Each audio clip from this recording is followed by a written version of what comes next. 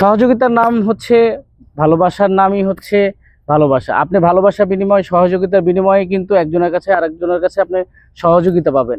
ফেসবুকে অনেকেই কাজ করছেন এবং ভাবছেন যে আমি তাকে লাইক করব, তাকে কমেন্টস করব, তার পাশে থাকবো। আসলে এমন নয়।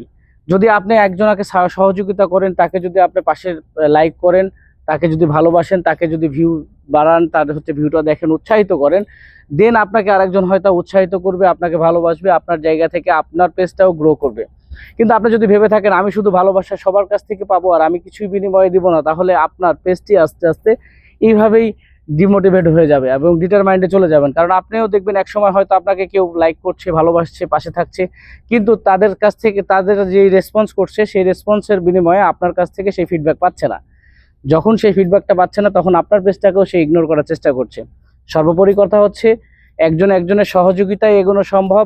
একজনের সহযোগিতা আরেকজনের সহযোগিতা ছাড়া কোনোভাবেই কোনো কাজেই এগোনো সম্ভব না। সো সবাই সবাইকে সাপোর্ট করুন, ভালোবাসুন আন্তরিকতা দিয়ে। দেখবেন আপনার পেজটিও গ্রো করছে, এঙ্গেজমেন্ট বাড়ছে। কারণ আপনি যখন আরেকজনের পেজে ভালো সুন্দর একটা কমেন্টস করবেন, এঙ্গেজমেন্ট বাড়বে আপনার। সো আপনার যখন এঙ্গেজমেন্ট বাড়বে তখন আপনার পেজে অটোমেটিক্যালি ভিউটা বেশি হবে, ভালো হবে। সো এইভাবে যদি পাশে থাকি, একজনের পরে সহযোগিতা করি, দেন একজনের পেজটা গ্রো করবে।